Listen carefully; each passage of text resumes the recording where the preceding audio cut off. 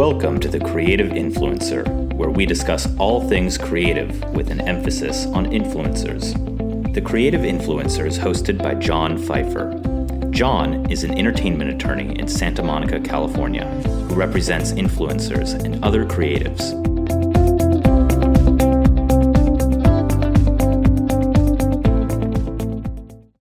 Today we interview Rob Kozinets.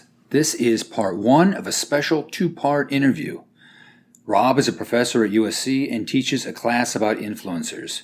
He studied the topic since the early days of the internet and is currently writing the first ever college textbook on influencer relations. Don't let the fact that he is a professor put you off. This is not a lecture. This is a really fun interview. I am joined today by Professor Rob Kozinets. Welcome.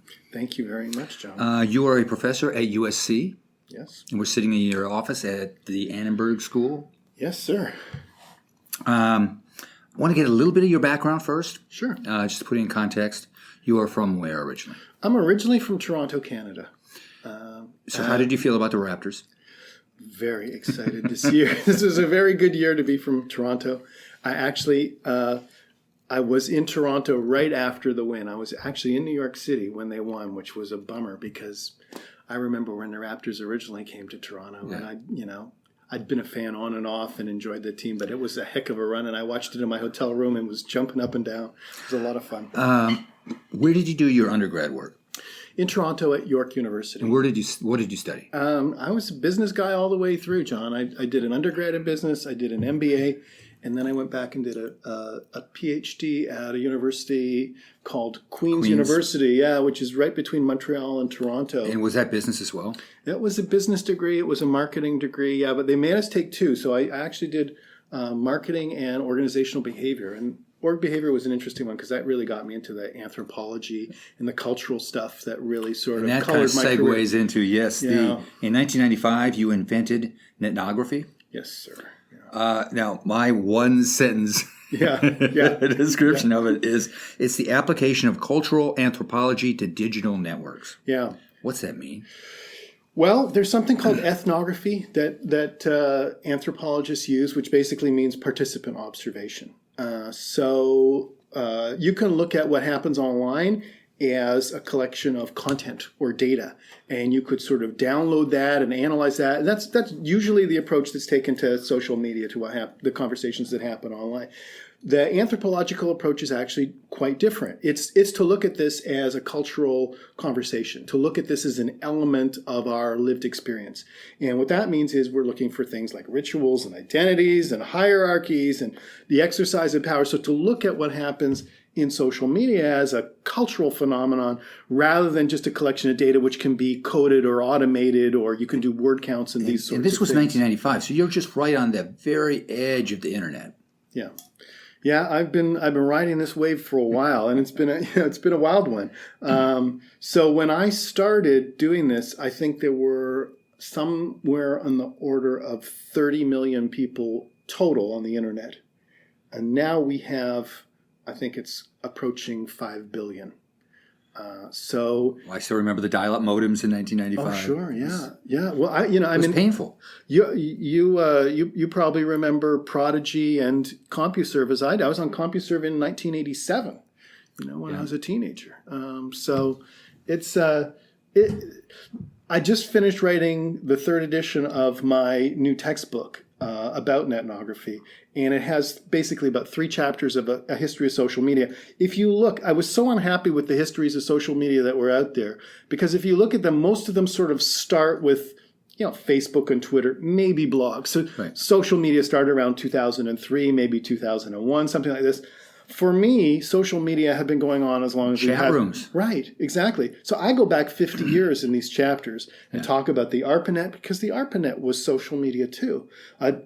Prodigy, CompuServe, Minitel in France, they had, Europe all had their things. So this has gone on a long time. And I know we're going to talk about influencers, but this is not a new phenomenon. And I think that's kind of the perspective that I've taken. It's just new to a lot of people. It's new to a lot of people, but if you've been studying it or you've been involved in it, this shouldn't seem that new. And a lot of the same principles are the same. And you said you just updated the third edition on that textbook. You're working on another textbook. I'm working on one on influencers. Yeah, influencer relations. Yeah. And to my knowledge, it will be the first textbook on the subject. I think so. Yeah. Yeah.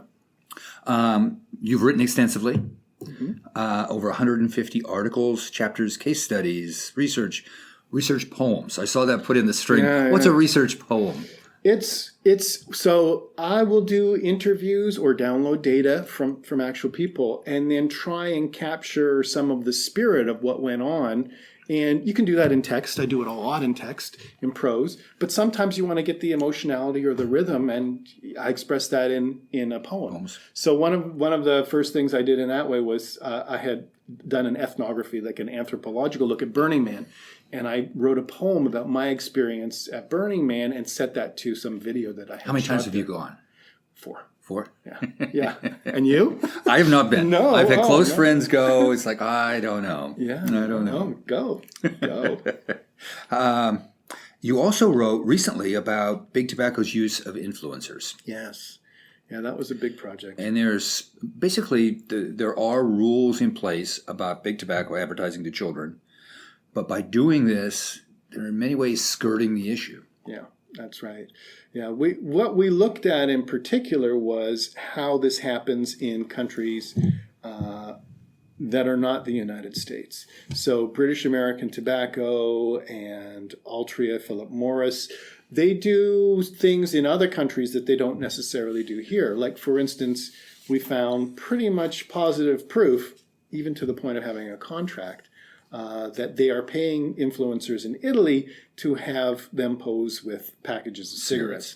So this is also going on for sure with the vaping, Juul type products. We were just looking at combustible cigarettes, but we did 10 different countries. I was working with researchers in all of these different regions who spoke the language and who could download the social media and look for it. And we found a lot of different kinds of activities, but all of them basically using influencer or influencer-like marketing in order to promote tobacco Has there been products. studies on, I'll pick Instagram, on what percentage of people in the United States are looking at accounts outside the United States? That's a very good question, and I don't know the answer to it. I don't know if there are studies that have done that. I haven't seen them. I'm sure Instagram has the statistic. They probably probably won't do. release it, They but probably probably have do. it. Well, you've got to think, right? The internet has always been about language. It's not about geography. So if you're going on Instagram and you're following people, you might follow someone with a British accent. They might have been living in New York since they were 6 years old, but they still have the accent. Or they could be in London. Or they could have an Australian accent and be in Australia. Or they could be like me and be almost invisible as a Canadian, but live in another country outside the U.S. So those boundaries are really ones that are linguistic. So, I've been writing about Brazilian social media. And Brazilian social media includes a lot of people from Portugal. It includes people from countries like Mozambique and Africa that are Portuguese speaking. Yeah. And so the geography tends to dissolve. It's really about language and culture. And then you also teach a class at USC about influencers. Yeah, that's a new class. Now, I can't not ask you your take on Olivia Jade. And just for the listeners who aren't aware, she's the influencer who got caught up in the Varsity Blues scandal. Yeah. Her parents are alleged to have bought her way in, but she was an influencer. Yeah, I think the whole thing is really a shame. I think it's it's a stain on everybody who was involved in it. But I also think that she was and still is very good at what she does. I don't think it takes anything away from who she is as a celebrity, as a personality. Unfortunately, it's one of these events that's going to follow really her too for bad. a while. Yeah, it really is. She did have the best looking dorm room I think I've ever right. seen. Certainly does not look like my kids' dorm room here. Yeah, no. Do your kids go to USC? I have 2 sons who are students here. Yeah. And I'll circle back around about your view of their social media use in a little bit. Okay. Well, that's interesting. I have 3 children altogether. My daughter is a senior in high school now. And the three of them are very different in their social media use. I would think. Yeah. But we'll come back to it. Yeah. How do you consume content? How When do you're I not consume researching, content? how do you consume content? Good questions you're asking, John. How do I consume content? Voraciously, I would say. I mean, I read a lot on my phone, and I'm constantly, when I'm writing, which is pretty often, I am constantly reading too, pulling down articles. People are sending me stuff. I use Google Scholar a lot, but I'm also, I subscribe to a lot of major media, the Times, the Post, ProPublica. I know I'm going to go down a rabbit hole here, but I'm going to go down it. Let's go. What's your process when you're writing? I mean, are you analog? Do you do it on the computer? Do you do it in Word? Do you do it in Scrivener? What do you use? I love Scrivener. For larger stuff, I do use Scrivener. I think it's a great product. But I write on the computer. I cut and paste and change all the time. But then when I think, I scribble notes in notebooks. I have, notebooks all around my home and my office as well. As you can see, you caught me looking around. Yeah, there's a lot. I'm very reliant on paper, and I'm a bit of a visual thinker, so I'm always sketching out diagrams and ideas and trying to see how they connect. So I would say I'm very multimodal, very very multimedia in the way that I digest content and the way that I write. How much time, and now I'm talking for pleasure as opposed to research, do you spend on YouTube? For pleasure as opposed to research. I'm not sure that I can divide those two down because I really enjoy my job. And so how much time do you spend on YouTube a week? Yeah, on YouTube a week, maybe 2 or 3 hours. Instagram? An hour a week. Twitter? Too much, probably. Yeah. I don't know, probably 4 or 5 hours a week. And that is your platform of choice, Twitter? Currently. For your personal use, at least? Yeah, for my personal use, yes. And why Twitter? I had a blog for about 10 years, and it's like having a baby. You have to keep feeding that thing, and it was just so time consuming. But I love the idea of getting raw ideas out there. And as a professor, I'm writing stuff usually for very small audiences using very sort of, erudite terminology, let's say, that is not all that accessible. And I really like having a forum where I could translate ideas that I thought were important and share my thinking on things that I thought mattered, things like, big data and artificial intelligence and things that sort of affect us all, but in a way that was not scholarly and more, informed by a scholarly thinking, but more accessible. More immediate. Yeah, and exactly, sort of translated. I think that's the key, is to take complicated ideas and to be able to translate them into terms that regular people can understand. Yeah. And so Twitter was one way to do that. The word limit I don't love, but it forces me to be I actually concise. am on the other side of that. Yeah. I love the word limit. Yeah, right. Yeah, I mean, I think it's a good thing, but it's also, it's a challenge. Yeah. It's definitely a challenge to get my ideas into little boxes. It's not so easy. So as a researcher now, yeah, how do you keep up with the changes in the platforms? Is it just purely from your use, or do you go to a source? And that's where teaching comes in so handy, because I don't have to tell you, the students are always on the cutting edge of things. Yeah. So, I mean, having taught for over 20 years really means that I stay on top. Things like Snapchat, I have to say, and now TikTok, my kids, having children is also. So that front guard of having young people who are really involved in it and really tuned in really, really helps. When my kids grow up, I'm going to have to hurry them into having grandkids so I can stay ahead. Well, and for me, it's my clients. I mean, we just did a TikTok deal. Yeah. So as part of figuring it out, you have to actually play with it. Yeah. It's a very interesting medium too. Yeah. In a lot of ways, not so different from some of the things that we've seen, like Vine, for instance. Well, when Vine was still in existence, I got a call from a mother saying this fellow by the name of Morris wanted to call and represent us. And it was the William Morris Agency. Oh, right. A guy named Morris. A guy named yeah, Morris, right. Yeah. It's like, okay.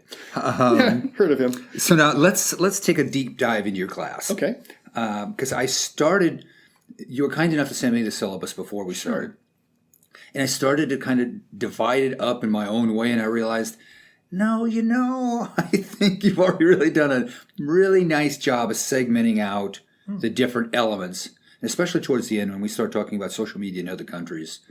I found that fascinating. Thank you. So I want to ask you about that. Yeah. Okay, so here's our Cliff Notes version. All right. Okay, class 1, you walk in.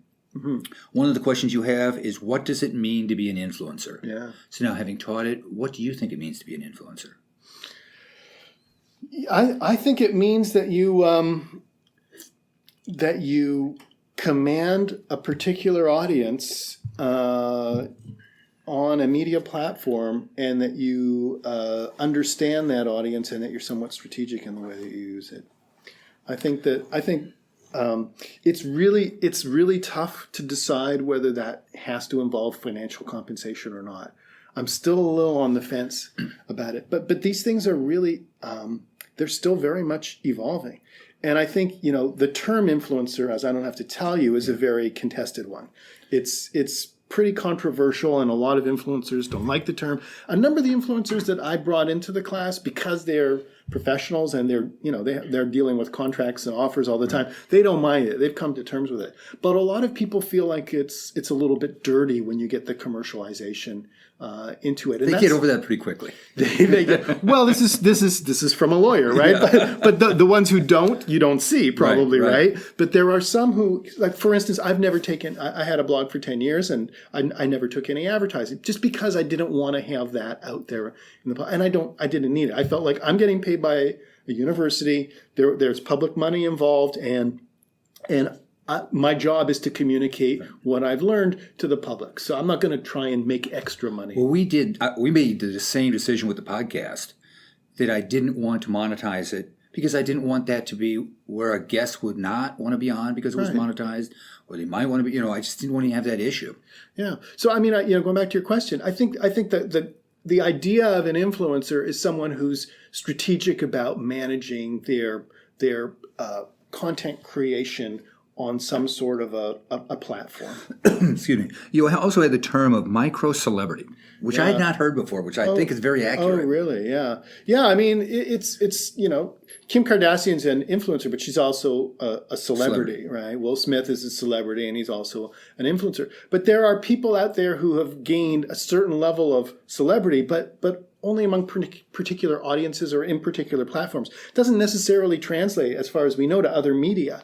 And so this wasn't a term that was mine. This was, I believe her name is Senft, who came up with this idea of a micro-celebrity. And I think, these micro, nano, we've got a lot of these prefixes now, because I think what's happened is there's a whole menagerie of different kinds of influencers and different kinds of influence out there. And we're still at the stage of botanizing what the different things that are similar and the species are, and we're trying to understand that. So every year, I'm sure when I teach again in January, there'll be new terms and new principles that start to come out, and that's what makes this field so interesting and exciting.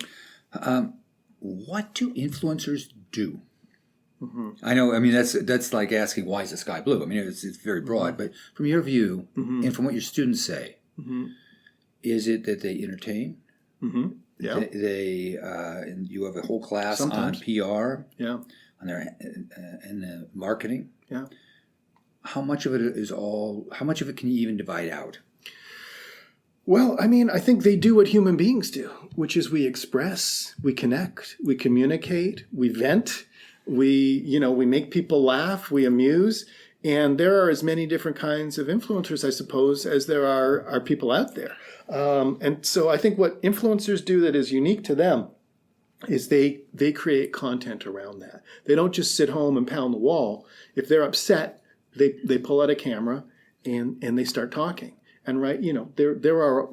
That can have good effects and it can have negative effects, as we all know. But other people are out there, and some people are listening. And I think once you start to get strategic about building that, then you sort of this starts to become something that's more managed and more like a business. Right. And there are those who will actually try to reverse engineer the algorithm on YouTube. Yeah. some successfully and some not successfully. Well, I mean, even if you're going to reverse engineer it, you still need to know what to do with that content, information, right? Yeah. And I think, there are different definitions of success. Success for some people can be large audiences and a lot of money. For others, it can be having 1,000 people who really understand and care about what I do. That could be a terrific, incursion into other people's lives. Now, you've taught, you said 20 years? Yeah, total. Yeah. Do you consider yourself to be an influencer? I like to think I'm somewhat strategic, but probably no. if my kids are listening to this podcast, no, Dad does not claim to be an influencer. It's like being a Little League coach for your kid. Yeah. I'm very much at the Little League level. I meant that, it takes a third party. So for your students, my guess is that you're an influencer.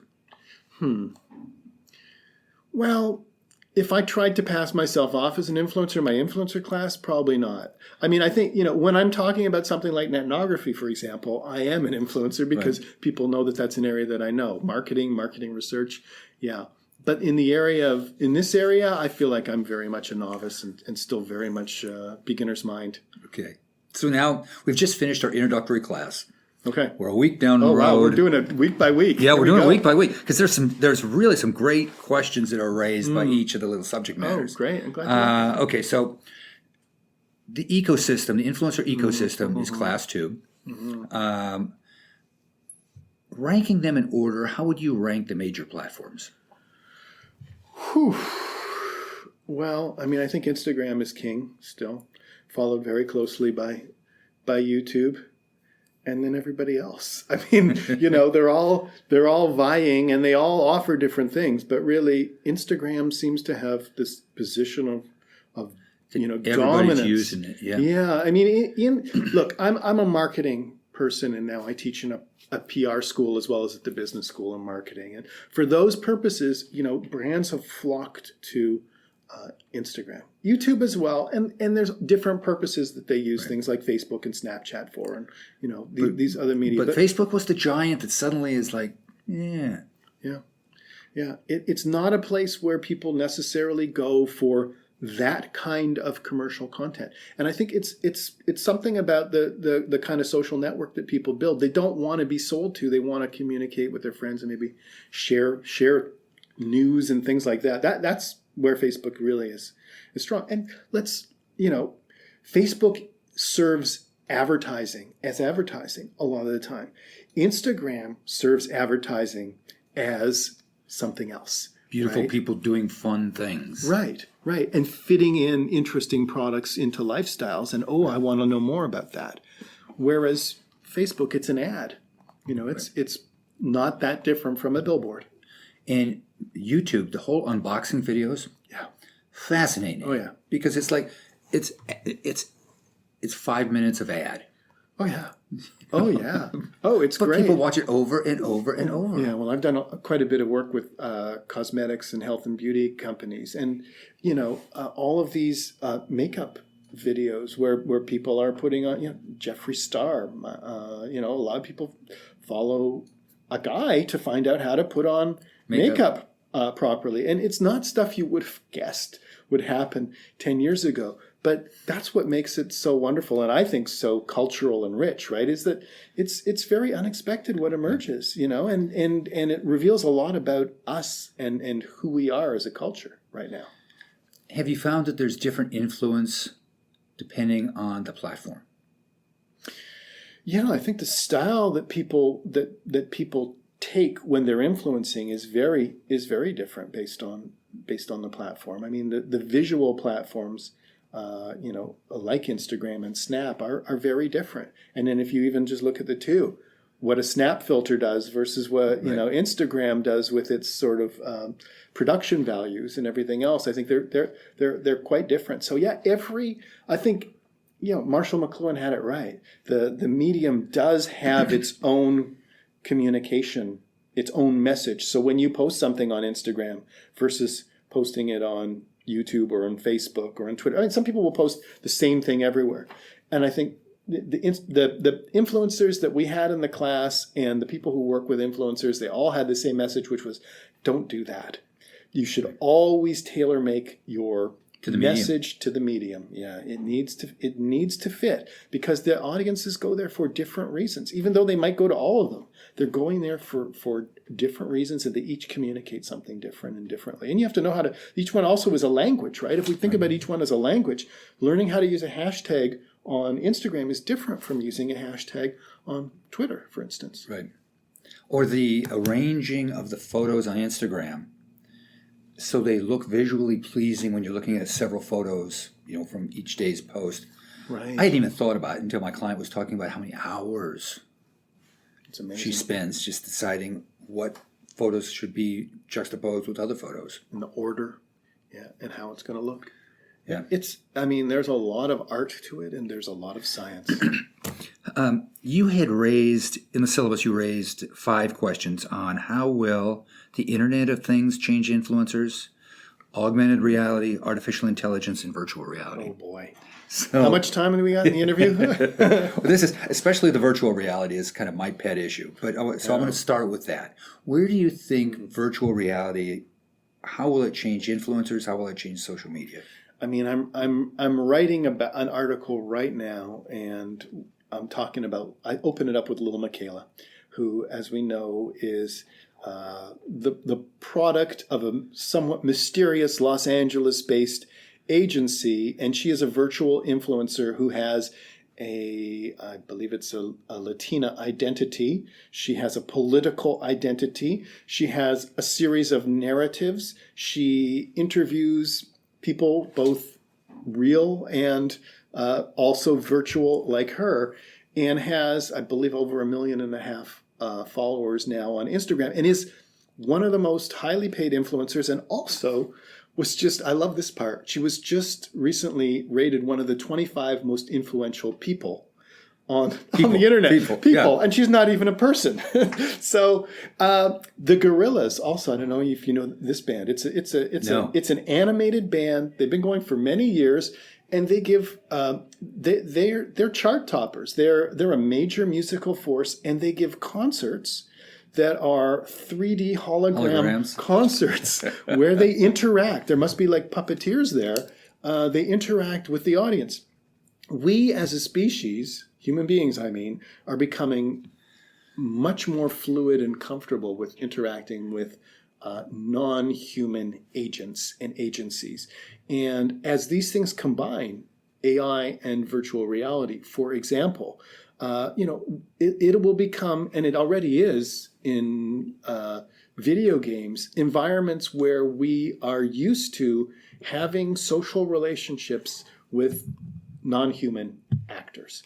And I think what's so interesting and also a bit frightening about this is that if you have a powerful non-human influencer like Will Michaela, for instance, they're completely under corporate control. Right? They don't get to say no to the deals. There. Right? There's no freedom of speech. They'll say what you want, and I think as we get used to it, we number one, are we replacing human relationships with relationships with non-human virtual creations? Is that necessarily a bad thing? And what consequences does that have for us as a society, particularly given that they may be under corporate or government control, right? There are big issues here as we start to place our trust in things that are not necessarily human, but appear human or human-like. And I'm just opening a door here. No, we can go on. Yeah. Where do you see VR in 3 years?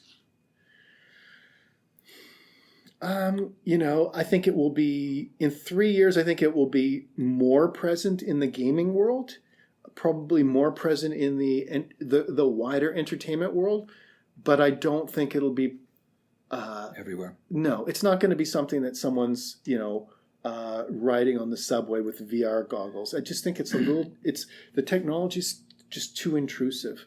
But for home use and for entertainment use, it might start.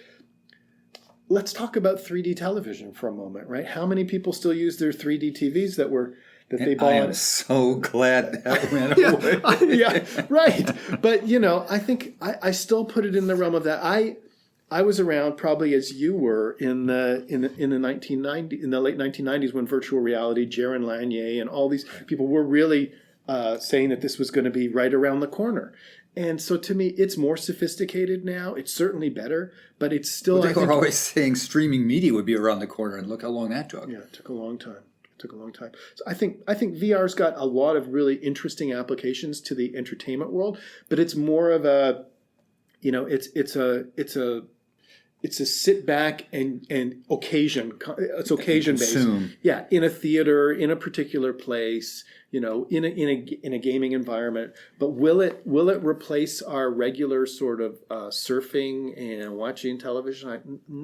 I don't think in 3 years. That was your question. Yes, 3 years. 3 years. I don't think it'll be there. So then we jump to class 3. Okay. Which it's PR, looking at influencers from a PR perspective. Yeah. I see it on the marketing side all the time. Yeah. Do you draw a distinction between the PR and the marketing? Because really, you're really just changing public relations, and marketing is kind of two sides of the same coin.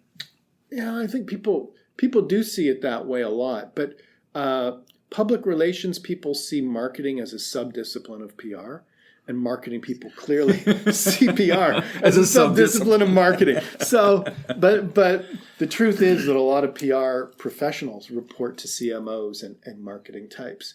I think what happened in the real world of operations was public relations was quicker moving when it came to social media and managing accounts like Facebook accounts and Twitter accounts and Instagram accounts, and they got the tactical side of that operation, and marketing came in much later and started to try and figure out how does all this fit together in a strategic way with all the other things that we're doing with television and with print and everything else.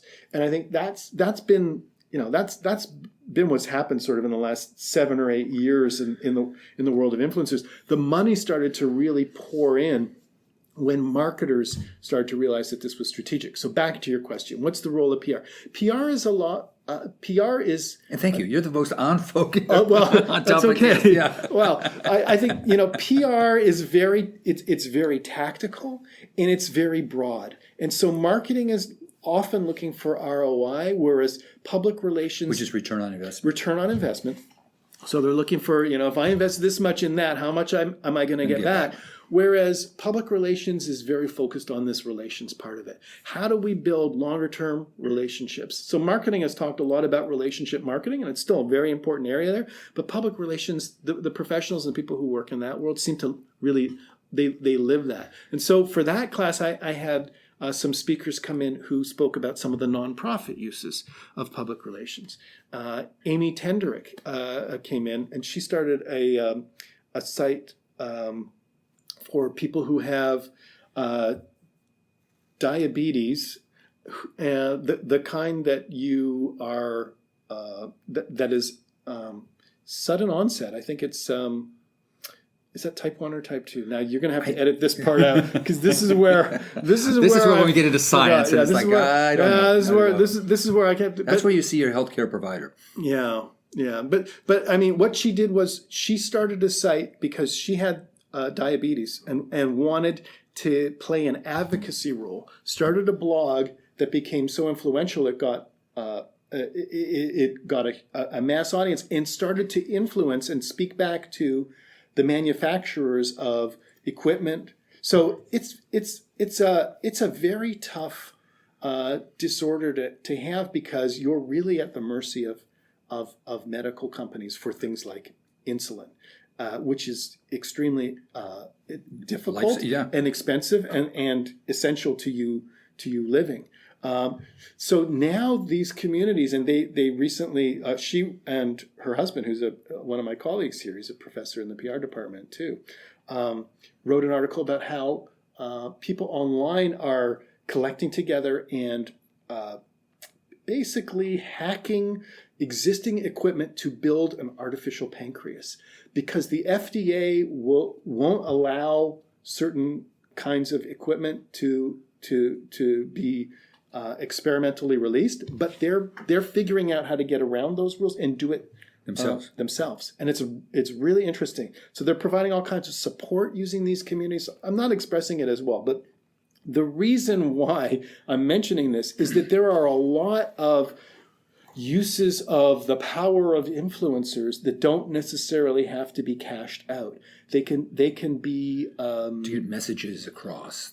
Right, in the public interest, for healthcare, for simple empathy and understanding, right? And that's where I think the power of the relationship in public relations really starts to come in. So the PR practitioners had a different sort of angle. They're talking about the same thing than the marketing people in my class. They really introduce how you build a long-term strategy through long-term relationships. This was not about hiring someone to do your advertising. This was about getting to know a particular person who's creating content and their audience and their relationship with their audience, and understanding how you can build on that in a way that's not so intrusive, that is not so commercial. The marketers are still at the stage where I think they see this as a lot like a media buy. And they're looking to purchase a certain audience with a certain demographic for a certain Which is the perfect price. transition to the next class, which is the marketing. Right. And how close is it to a media buy?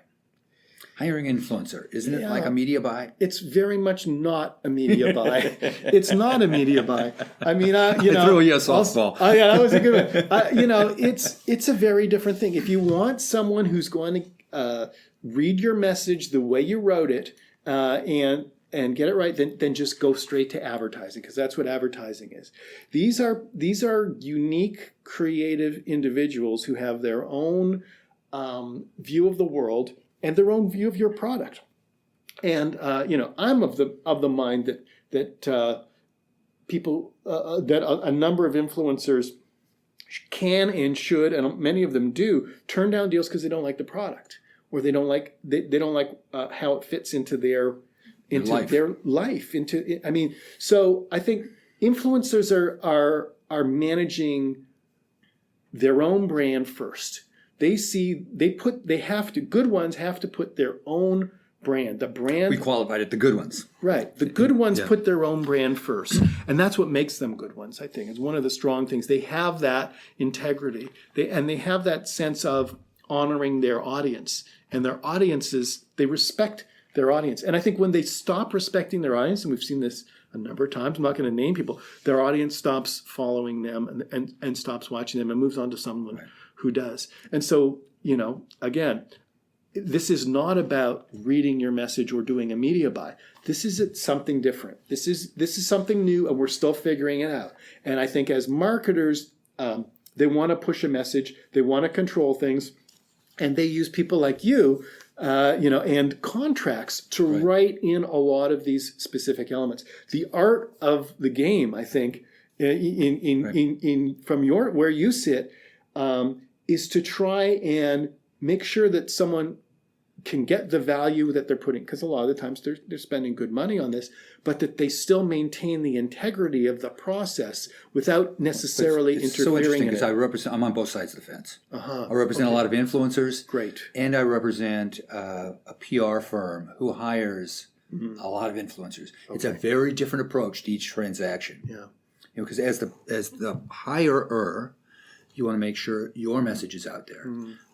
The point you were making about the good influencers representing the influencer, you want to make sure they stay true to themselves. Yes. Because frankly, the FTC requires that you give an honest opinion. Right. And if you're not going to give an honest opinion, you're just setting yourself up for failure.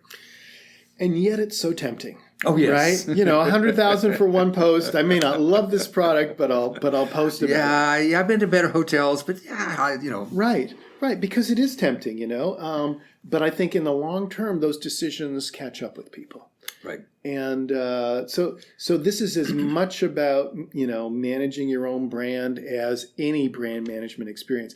And the professionals that I brought into class were as good as the best brand managers I'd seen out there for, companies like Procter & Gamble and so on, at managing their own brand and understanding their own audience. And in fact, I would say they're better, a lot of them, in terms of understanding who they were speaking to, their audience and what matters to them, than the people who work at Procter & Gamble, who are very isolated a lot of the time from the consumers who are using the product. If they did it organically, it took 5 years, 6 years, 10 years. Well, and there's still, I mean, the ones that I had in class, they're still scrolling through the comments and replying to a number of them every day. So a number of them spend hours reading through the feedback that they're getting and meeting with people. And so they've got a real sense of, the human beings who are on the other side of that content. So one of the topics you cover is word of mouth. Mm-hmm. And my first comment was, word of mouth, who wouldn't, but then I was a business major, who wouldn't know what word of mouth is? Yeah. So like, it's an old term. It's an old term, but how much does word of mouth marketing play into the influencer social media context? Well, I think they're the same thing. So when I started teaching a course on social media marketing, 2007, it was one of the first ones I know of anywhere. I called it word of mouth marketing because that's what people were calling. When I was researching it in 2006, 2007, before we had the term social media, I was calling it word of mouth marketing. So word of mouth goes back to, I think, the 1950s, and Everett Rogers, who was actually professor here at USC, right here at Annenberg, Everett Rogers basically looked at how new forms of seed for farmers spread and were adopted or not adopted. So it was one of the first original new product adoption. And what he found was a lot of this had to do with people recommending to each other. So if an influential farmer in the neighborhood in Iowa was using this new kind of seed, a lot of people would start to adopt it. I grew up on a farm. My dad sold seed corn in the winter. There you go.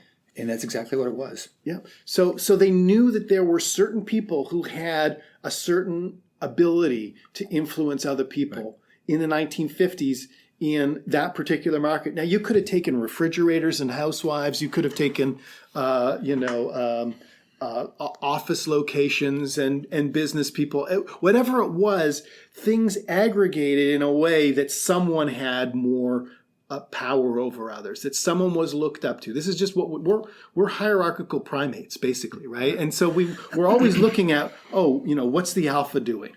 And then we want to follow that. That's sort of instinctive behavior. So we called this in marketing word of mouth for a long time. That this is, and it sort of happened organically. Then marketers, once they became conscious of this, then they start celebrity endorsements and things like this. Were all forms of trying to get something in between organic and prompted word of mouth. But social media exploded this because people were all sort of engaging in different kinds of word of mouth behavior. And then around 2000-ish, with blogs and the rising up of certain bloggers, people realized, this is an organic place where word of mouth is sort of rising to the top. Influential doctors have blogs. Influential veterinarians have blogs. Influential moms have blogs, and so on. The so-called mommy blog. Right, the good old mommy blog, which is still going and still a big source of income for a lot of people. And that became the basis of what this business is today. That's it for this time. If you enjoyed our podcast, please write a review on iTunes and tell your friends to subscribe. If you have any questions about influencers or suggestions for future episodes, email them to John at Pfeiffer@pfeifferlaw.com. Thank you for listening.